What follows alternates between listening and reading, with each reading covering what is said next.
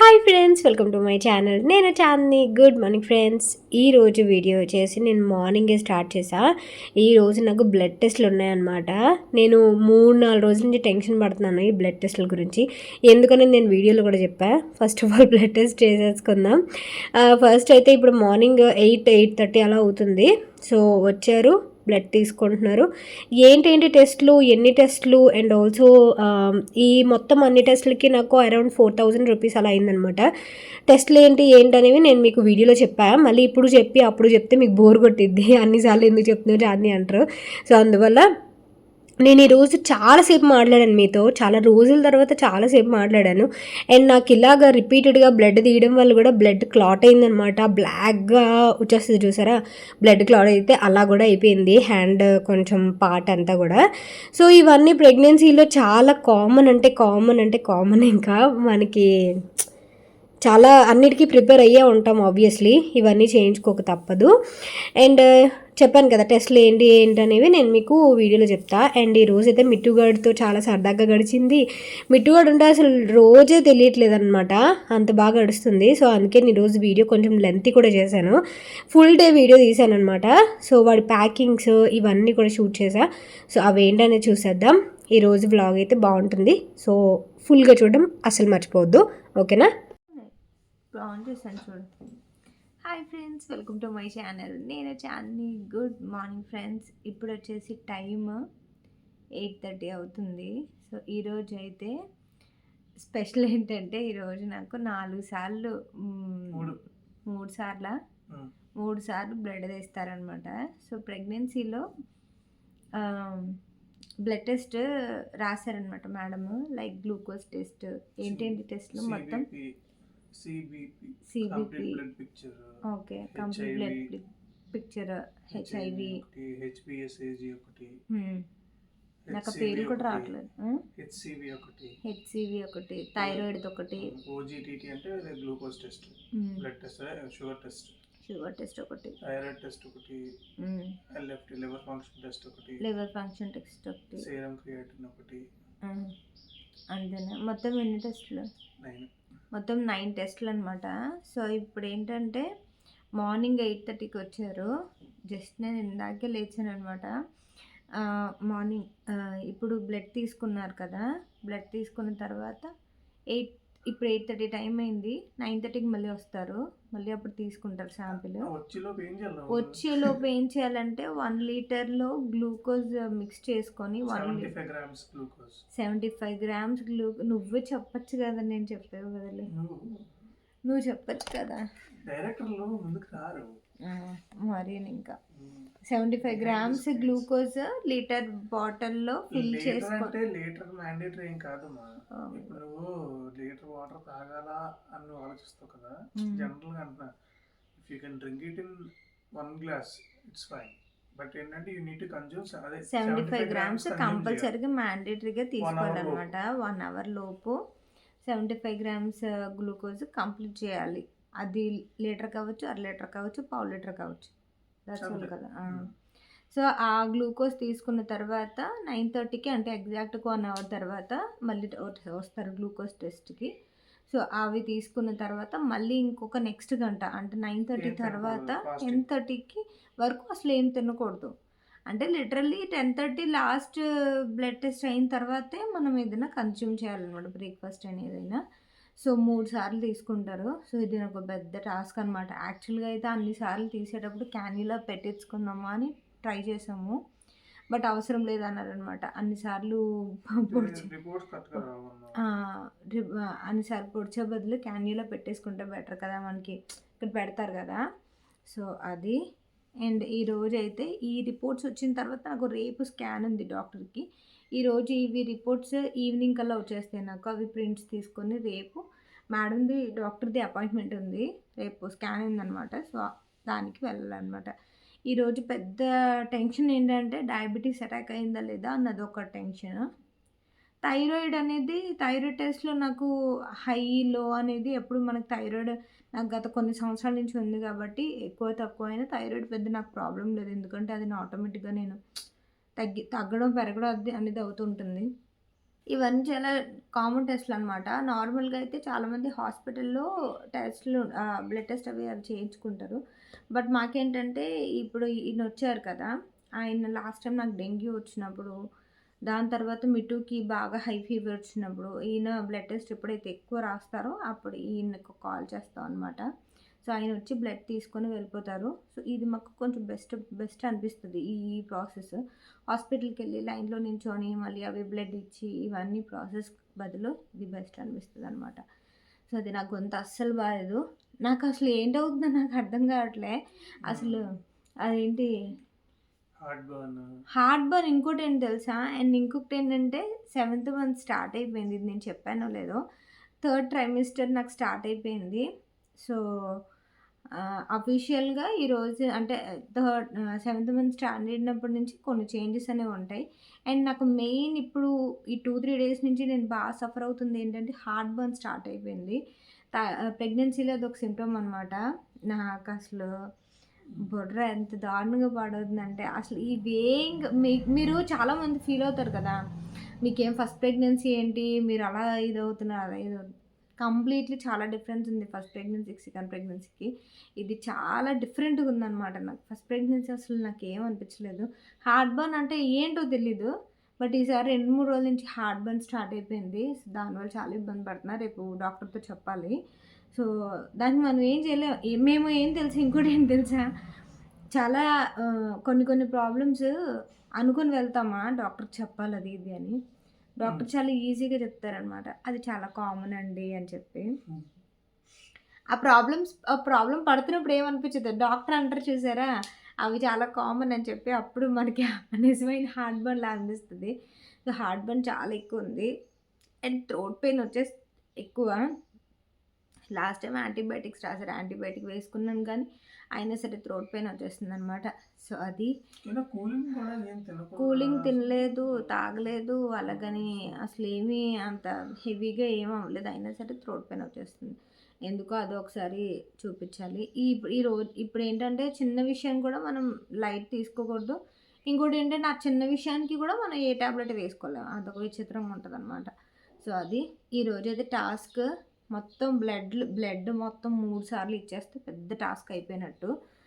అదనమాట. అంతేనా? And seventh month start అయింది కాబట్టి, సెవెంత్ మంత్‌లో కొన్ని కొన్ని చేంజెస్ ఏంటంటే, ఇంక ఈ రోజు నుంచి అంటే ఈరోజు అంటే సెవెంత్ మంత్ ఎప్పటి నుంచి స్టార్ట్ అవుతదో, ఆ రోజు నుంచి కొన్ని చేయకూడదనమాట. లైక్ టెంపుల్స్‌కెళ్ళకూడదు అండ్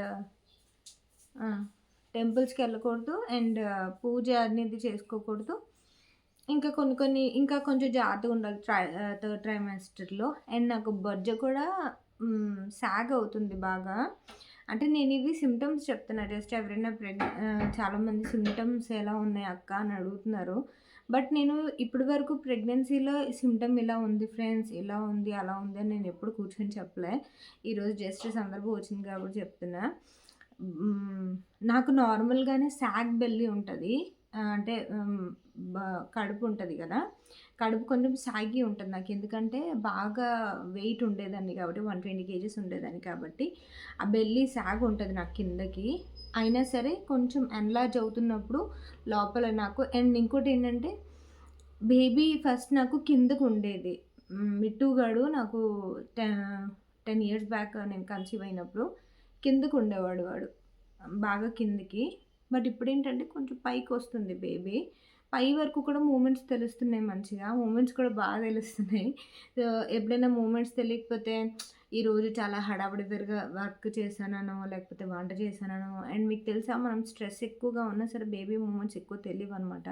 అది నేను అబ్జర్వ్ చేశాను ఫస్ట్ ప్రెగ్నెన్సీలో, సెకండ్ ప్రెగ్నెన్సీలో. సో, స్ట్రెస్ ఎక్కువ తీసుకోకుండా ప్రశాంతంగా మీరు కూల్‌గా, కామ్‌గా ఉంటే మీకు బేబీ ఎక్కువ టర్న్ అవుతదనమాట.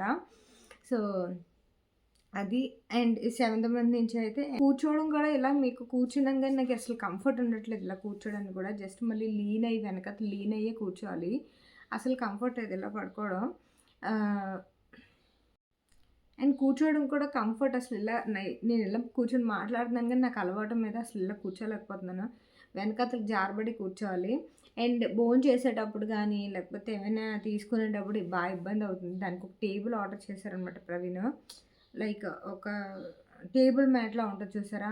ఇక్కడ వరకు వస్తది. మనం జారబడి కూర్చుంటే టేబుల్ వరకు వస్తే, ఆ టేబుల్ మీద మనం పిల్లల హోమ్ వర్క్‌లు గాని అన్నీ మల్టిపుల్‌గా యూజ్ చేస్తారు టేబుల్. అది రేపు ఎప్పుడు వస్తది నేను మీకు యాడ్ చేస్తా. ఇన్‌కేస్ ప్రొడక్ట్ ఎలా ఉందనేది. సో, థ్రోట్ పెయిన్ మాత్రం అస్సలు నేను బేర్ చేయలేకపోతున్నాను. అండ్ నైట్ టైమ్ చాలా ఇబ్బంది అనిపిస్తుంది. నేను నైట్ అయితే ఫుల్ వామిటింగ్స్ అయిపోయాయి. 2, 3 టైమ్స్ వామిటింగ్ అయిపోయాయి. ఏం జరుగుతుందో తెలియట్లేదు. ఏ పార్ట్ ప్రాబ్లమ్ అవుతుందో తెలియట్లేదు. అండ్ అప్పుడప్పుడు ప్రెగ్నెంట్ అని సంగతి మర్చిపోయి అటు ఇటు తిరిగేయడం వల్ల కొంచెం నాకు తెలుసా ఇప్పుడు 7th మంత్ వచ్చినా సరే స్టిల్ నేను ప్రెగ్నెంట్‌ని, నాకు ప్రెగ్నెన్సీ ఉంది, బేబీ వస్తుంది అనేది 100% నేను నమ్మలేకపోతున్నాను. ఎందుకంటే మీకు ఇప్పటికి చాలా సార్లు చెప్పా. ఇది అన్‌ఎక్స్‌పెక్టెడ్ ప్రెగ్నెన్సీ అని చెప్పి. సో, ప్లాన్ చేసుకుందనుకోండి ఓకే. మనం ప్లాన్ చేసుకున్నాం. మనం కావాలని ఇదే అనుకున్నాం అది ఇది. బట్ ఇప్పటికి నాకు 10 ఇయర్స్ అయిపోయిన తర్వాత ఇప్పుడు ప్రెగ్నెన్సీ నాకు షాక్ అనమాట. సో, ఇప్పటికి నాకు అలాగే అనిపిస్తుంది.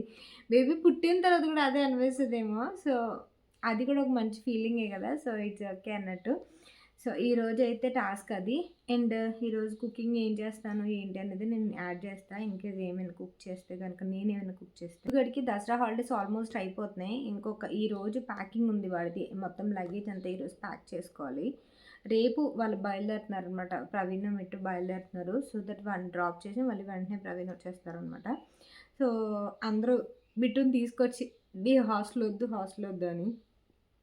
మేమేమనుకుంటున్నామంటే ఫస్ట్ మిట్టు గాడిని హాస్టల్‌లో జాయిన్ చేసినప్పుడు అసలు ప్రెగ్నెన్సీ ఇలాగా ప్లానింగ్ గానీ, లేకపోతే వస్తదని గానీ అసలేం అనుకోలేదు కదా! ప్రెగ్నెన్సీ వస్తదనని ఫీల్ అయితే వాడిని అసలు హాస్టల్‌లో వేయము. ఎందుకంటే పుట్టిన సిబ్లింగ్స్‌కి వాడికి ఇప్పటికే ఏజ్ గ్యాప్ చాలా ఎక్కువ ఉంది కాబట్టి ఆ బాండింగ్ అనేది ఉండాలి. సో, ఏజ్ గ్యాప్ చాలా ఉండడం వల్ల ఏంటంటే అంత బాండింగ్ ఉండకపోవచ్చు. ఆలోచనలు కలవకపోవచ్చు. బట్ ఇంకా దూరంగా ఉంటే ఇంకా దూరంగా ఎవరో తెలీదు అన్నట్టుగా అయిపోతారేమో అని చెప్పేసి అదుంటది. కాకపోతే అసలు తెలీదు కాబట్టి వాడిని జస్ట్ హాస్టల్‌లో మేము ఎప్పుడేసామంటే మార్చ్‌లో వాడిని హాస్టల్‌లో ఏసాము. ఏప్రిల్‌లో అలా అదే ఆ హాస్టల్‌లో వేసిన తర్వాత 1 ½ మంత్ తర్వాత కన్సీవ్ అని తెలిసింది. సో, అప్పుడు అనుకున్నా అయ్యో! అనవసరంగా వేసాం వాడి హాస్టల్‌లో అని. బట్ వాడి ఫ్యూచర్ గురించి వేసాం కాబట్టి అందుకని ఇంక మీకు వెనకడుగు వేయలేదు. అప్పటికి అన్నీ సార్ట్ అవుట్ అయిపోయాయి వాడి హాస్టల్ సంగతి. సో, చూడాలి ఇంకొక 2, 3 ఇయర్స్ ఉంచుదామా? లేకపోతే 10th వరకు ఉంచుదామా? ఇంకో 1 ఇయరే ఉంచుదామా? ఇంకైతే క్లారిటీ లేదు. అండ్ వాడు చాలా వరకు ఇంప్రూవ్ అయ్యాడు ఎడ్యుకేషన్‌లో గానీ, బిహేవియర్‌లో గానీ, అన్నిట్లో గానీ నేను ఆల్రెడీ చెప్పాను కదా!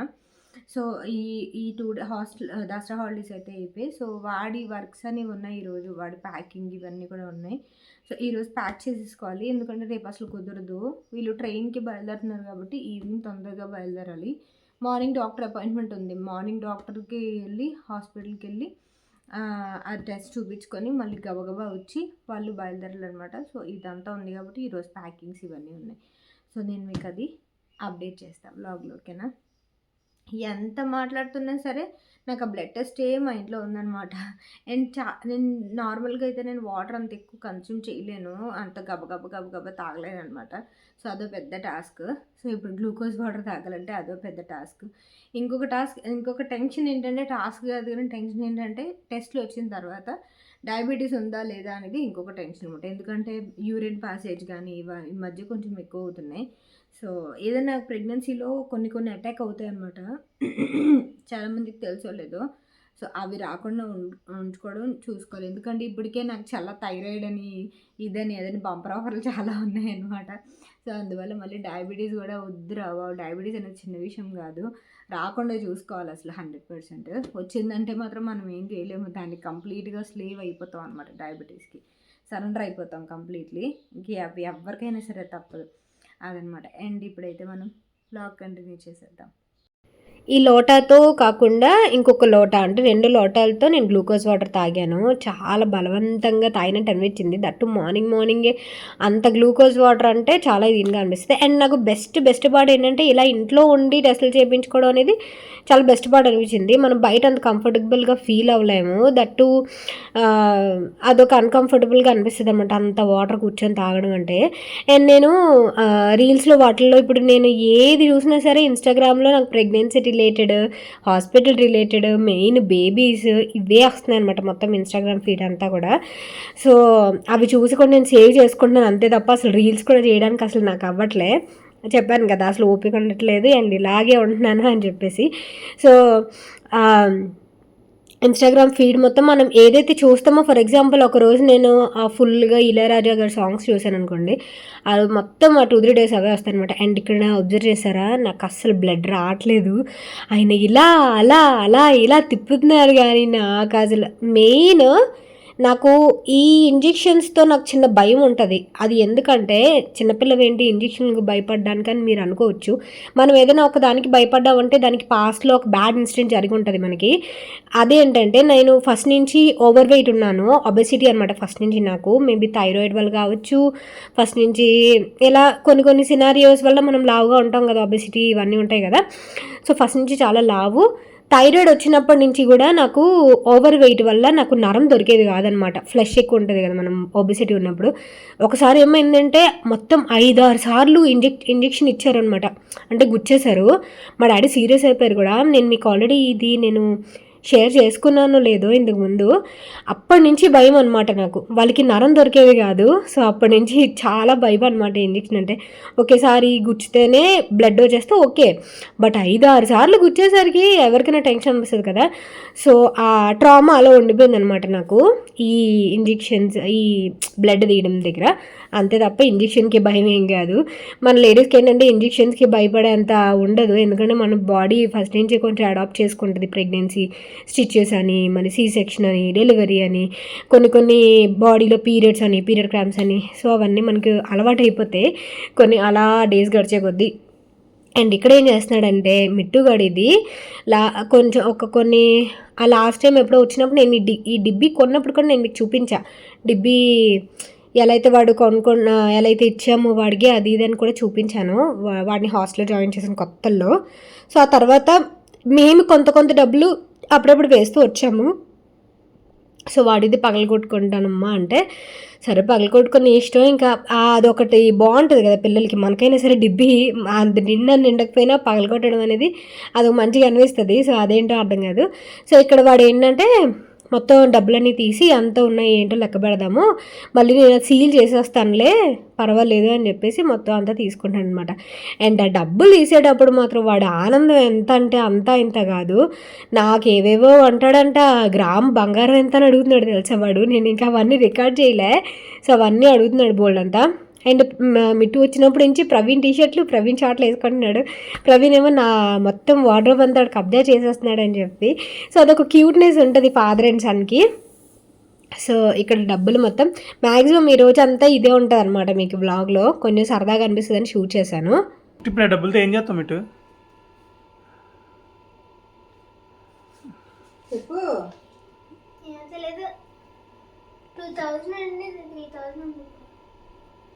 అవును దాచుకున్నావు కరెక్టే. నేను వేస్తున్నాను మరి ఏమన్నా నెలకు 150 నా దగ్గర చేంజ్ డబ్బులు క్యాష్ ఉండదు కదా.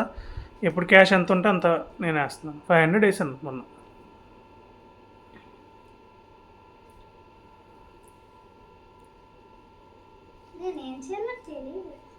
ఫీజు కట్టేద్దామా?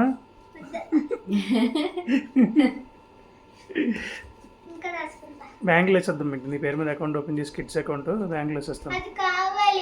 అప్పుడు అలాంటిది ఇస్తారు, ఏదో బొమ్మ ఇస్తారు. చెల్లికి ఏదో కొంటానన్నా పట్టీలు. అప్పుడు మరి దాయాలి కదా, ఇంకా 1 year టైం. క్లారిటీ లేదు. ఫస్ట్ అన్నాడు డబ్బులు బొమ్మలా పట్టీలా. ఇంకా దాచుకోవాలి అయితే, ఇంకా కొనాలంటే. డిస్టర్బ్ చేయకు. కౌంట్ చేయి. లెక్క మర్చిపోతాం. లెక్క మర్చిపోతాం మళ్ళీ. మేము డిస్టర్బ్ చేయము. కౌంట్ చేయి. ఇవి 3000 ఉన్నాయి. ఇవి కాయిన్స్ 500 ఉన్నాయి. కాయిన్స్ 500 ఉన్నాయి.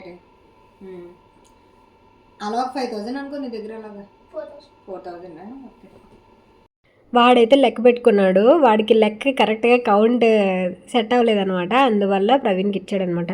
నేను అస్సలు తీసుకోను వాడు డబ్బులు లెక్క పెట్టడానికి, ఎందుకంటే వాడు చాలా తిక్కమక్క చేస్తాడనమాట. సో అందువల్ల నేనైతే లెక్క పెట్టను, నాన్నకే ఇస్తాను, నాన్నే లెక్క పెడతారని చెప్పి. సో వాడు నీట్గా రాసుకుంటున్నాడు కూడా ఒక దగ్గర. ఎన్ని 10 రూపీస్ నోట్స్ ఉన్నాయి, ఎన్ని 20 ఉన్నాయి, ఎన్ని 500 ఉన్నాయి, ఇవన్నీ కూడా నోట్ చేసుకుంటున్నాడు. సో మేమైతే చిన్నప్పుడు దాచుకునే వాళ్ళం, కానీ మరీ ఇంత పర్టికులర్గా దాచుకునే వాళ్ళం కాదు. నేనైతే ఒక వేలో నేను దాచుకుని మా మమ్మీ వాళ్ళ మ్యారేజ్ డేకి అయినా, లేకపోతే ఎవరిదైనా బర్త్డే అయినా ఇంట్లో వాళ్ళది, సో వాళ్ళకి గిఫ్ట్స్ ఆ డబ్బులతో ఏదైనా చీరో ఏదైనా కొనిచ్చేదాన్ని. మెయిన్ మదర్స్ డే కొనిచ్చేదాన్ని మా మమ్మీకి. 40, 60. 70, 80, 90. 90. 50 కదా అది. చూడు 1000, 2000, 25, 1, 2, 3, 6, ఇది 600, 700, 800, 900, 1000, 4000 ఉన్నాయి. ఏంటి అసలు నీ డౌట్ ఏంటి? ఇది 4,000, 3,000. 3,500. ప్రవి సెపరేట్గా వాడికి ఇచ్చావు అనుకో, నాకు ఇలా ఇవి చెప్తాను. 1000 నాకు ఇవ్వు చేతికి. 1000, 2000, 3,000.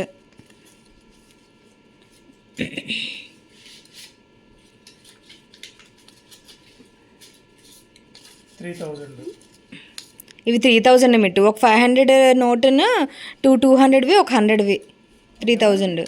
300, 400, 500, 3,500. 3000 మరి 4000 అని చెప్తా పెట్టు ప్రవీణ. ఇవే 3,500 అవి. ఇవి ఇప్పుడు అవి నాకు చేతికి ఇవ్వు. ఇప్పుడు అవి లెక్క పెట్టు. ఇవి నావే. ఇంకా తీసుకున్నాగే. తీసుకున్నా, చీర కొనుక్కోనా? ఇది 100. ఇది పక్కన పెట్టు. పక్కన పెట్టుకోండి కలిపి. ఇలా ఇవ్వు. ఇదే కదా 100 అయ్యి. 100. 3,500 అంటే 3,600.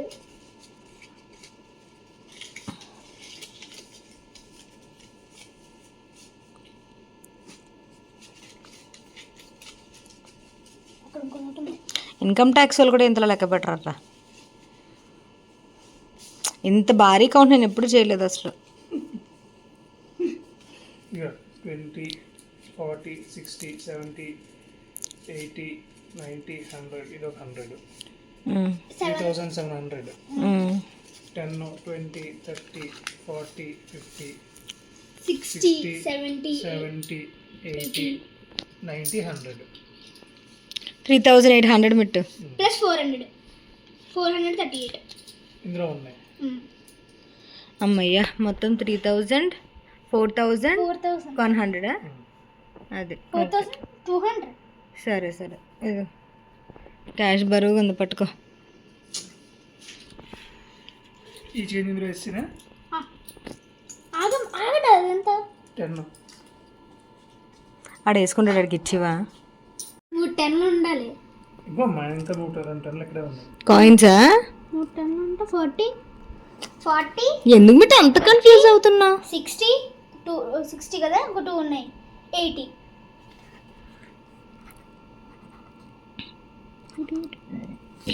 ఒక 20 రూపీస్ అయిపోయి. ఈ లెక్క నీకు ఏమైనా అసలు అర్థమవుతుందా? నేను మీకు చూపించేది చాలా తక్కువే చూపించాను, బట్ చాలా ఫన్ క్రియేట్ అయింది. మంచిగా సరదాగా స్పెండ్ చేసాం టైమ్. సో స్పెండ్ చేస్తున్నంతసేపు బాగానే ఉంటుంది, కానీ మళ్ళీ 2 రోజులు మిట్టు హాస్టల్కి వెళ్ళిపోతాడని గుర్తొస్తే మాత్రం చాలా బాధగా అనిపించేస్తుంది. సో అలాగనే తప్పదు కాబట్టి. అండ్ ఇక్కడైతే వాడు ఫేవరెట్ ప్రసాదం చేస్తున్నా. ఇది మీరు అందరూ చూసిందే, అందుకే నేను ఏం రెసిపీ ఏం చెప్పట్లే. ఇదేంటంటే మనం సత్యనారాయణ స్వామి వ్రతాలు అవి చేసుకున్నప్పుడు సత్యనారాయణ స్వామి ప్రసాదం చేసుకుంటాం కదా, తెల్లనొక్క ప్రసాదం అంటారు. రవ్వ కేసరి అని కూడా అంటారు చాలామంది. ఇందులో కొంచెం కలర్ యాడ్ చేసుకుంటే రవ్వ కేసరి ఆరెంజ్ కలర్లో, రెడ్ కలర్లో చేసుకుంటారు కదా, అది కూడా. మిట్టు కాడికి చాలా ఇష్టం ఈ ప్రసాదం అంటే. లాస్ట్ టైం అనకాపల్లి వచ్చినప్పుడు మమ్మీ వాళ్ళ ఇంట్లో కూడా అడిగాడు, బట్ అప్పుడు చేయలేకపోయాను అనమాట. సో అప్పుడు బాగా సిక్కుండే, చేయలేకపోయాను. సో ఇంకా స్వీట్ కదా అని చెప్పేసి చేయలేదు. బట్ ఈసారి వాడికి ఒక్కడికే చాలా తక్కువ, అంటే ఒక హాఫ్ కప్ కూడా కాదు, పావు కప్పుతో చేశాను, కరెక్ట్గా సరిపోయింది. ఇది నేను అంత ప్రిఫర్ చేయను ప్రసాదం, ఎందుకంటే ఇందులో బెల్లం కాకుండా కంప్లీట్ షుగర్ పడుతుంది అనమాట. సో షుగర్ కంప్లీట్లీ నేను యాంటీ అనమాట షుగర్కి కంప్లీట్గా. సో అందువల్ల చాలా అత్యవసరం, ఓకే రేర్ అనుకుంటే తప్ప నేను షుగర్ యాడ్ చేయను దేంట్లోనూ కూడా. ఇందులో ఎంత ఎక్కువ తినేదాన్నో డైట్ స్టార్ట్ చేసినప్పటి నుంచి అంత తగ్గించేసాను. అండ్ ఇక్కడ వాడి కోసమే చేశాను అనమాట. 2 కప్స్ షుగర్ వేయాల్సింది 1 కప్ మాత్రమే వేసా. పర్లేదు అంత స్వీట్ వద్దులే అని చెప్పి, మెయిన్ షుగర్కి భయపడతాను అనమాట ఈ స్వీట్ చేయడానికి. ప్రవీణ్కి చాలా ఇష్టం, ఇందులో కొంచెం ఎక్కువ నెయ్యి వేసుకుంటే చాలా బాగుంటుంది. అండ్ వాడైతే చాలా బాగా ఎంజాయ్ చేశాడు. మొత్తం అంతా తినలేదు, ఈ కప్తో తిన్నాడు అంతే. నేను అంత ఒక హాఫ్ కప్ ఏంటి, ఒక పావు కప్పుకి చేశాను అంతే. దానికి ఈ కప్తో తిన్నాడు అంతే. తర్వాత మళ్ళీ అది ఫ్రిడ్జ్లో పెట్టుకొని మళ్ళీ వాడు వెళ్ళిన తర్వాత తిని కొంచెం అలా తిని. సో ఇది చాలా వేడిగా ఉంటుంది అనమాట, నోరు కాలిపోతూ ఉంటుంది మనకి.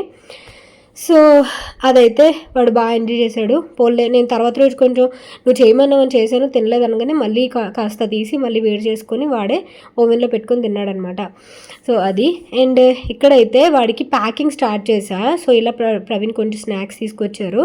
సో ఈ బ్యాగ్ స్కూల్ బ్యాగ్ అండ్ ఈ షార్ట్స్ అన్నీ కూడా కుట్లు వేయించారనమాట. ఇవన్నీ పట్టుకెళ్లాల్సినవి హాస్టల్కి. సో షార్ట్స్ కొన్ని షార్ట్స్ తీసుకున్నా డిమార్ట్లో అండ్ ఆల్సో వాల్యూ జోన్లో, ఇలా కొన్ని షార్ట్స్ తీసుకున్నా. పడుకునే ముందు షార్ట్స్ వేసుకొని పడుకుంటాడు అనమాట. అందువల్ల కుట్లు అవన్నీ వేస్తే కొంచెం చెదకుండా ఉంటాయి అనమాట. అండ్ వాళ్ళకి హాస్టల్లో ఉంటారు టైలర్, బట్ ఇక్కడ చేయించి పంపించడం అయితే బెటర్ కదా. బుక్స్ ఉన్నాయి, ఫస్ట్ బుక్స్ పెట్టే.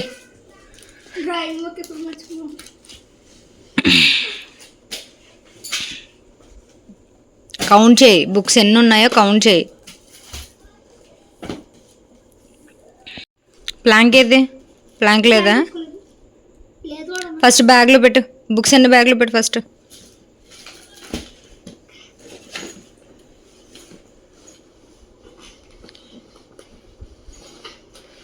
ఆ 2 బుక్స్ కూడా పెట్టి. సరే పెట్టు. తర్వాత స్టేషనరీ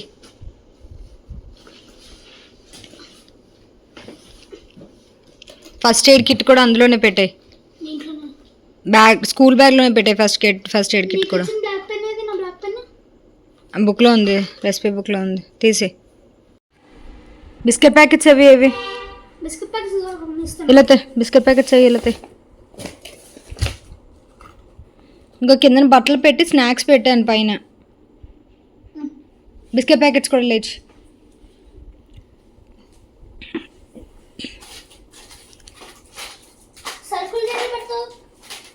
అవి కూడా స్కూల్ బ్యాగ్లోనే.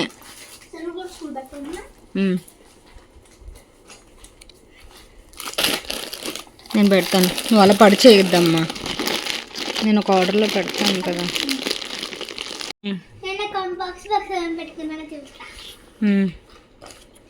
ఇప్పుడు పట్టుకెళ్ళడం సరే, వచ్చేటప్పుడు అవి ఉంటాయో లేవని డౌట్.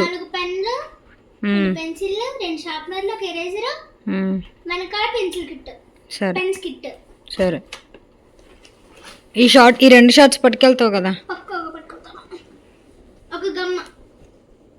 ఫెవికాల్, స్కేల్ ఉంది కదా, పెద్ద స్కేల్. సరే ఫస్ట్ స్టేషనరీ పెట్టు, ఆ తర్వాత ఫస్ట్ ఎయిడ్ కిట్ సెపరేట్గా పెట్టు. సెపరేట్ పాకెట్స్ ఉన్నాయి కదా.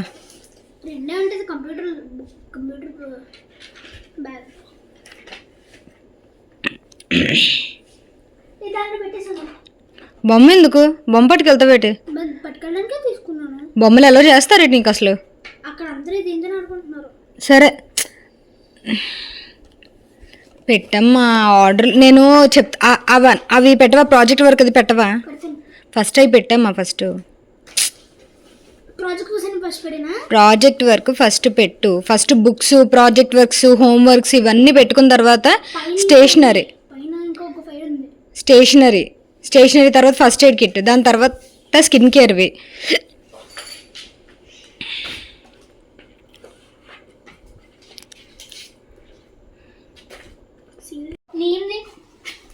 నీమ్దా ఆ చైర్ మీద ఉంటుంది చూడు, చైర్ లాగది అన్న మీద ఉంటుంది చూడు, నీమ్ ఫేస్ వాష్. సాక్స్లు పెట్టు. ఇంకేమున్నాయి అటు సైడ్? డెటాల్ బాటిల్ ఏది?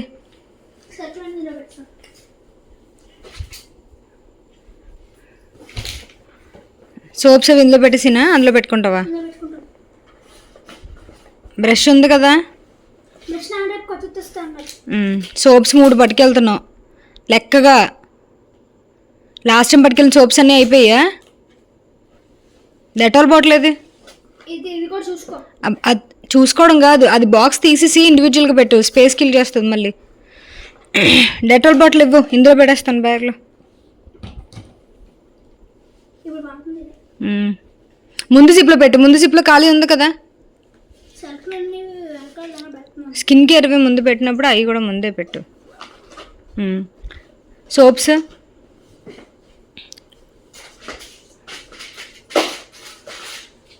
ఇచ్చి ఏదా గ్లాస్ లేవు, గ్లాస్ ఆ వాషింగ్ది. బ్రష్ కవర్ తీసినా. వద్దు కాదు.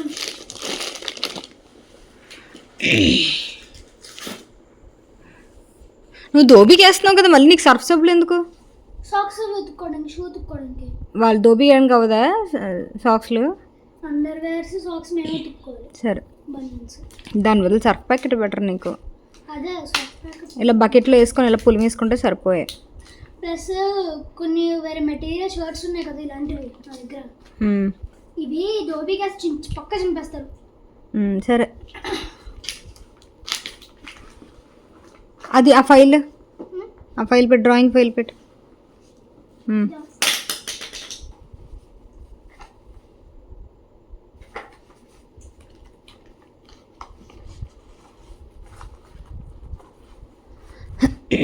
ఫస్ట్ ఎయిడ్ కిట్ పెట్టావా? బ్యాండేడ్స్ అన్నీ ఆ బాక్స్లో పెట్టావా? లోషన్ అవన్నీ ఇంకేం లేవు కింద? డెటాల్ బాటిల్ ఇది పెట్టేసావా?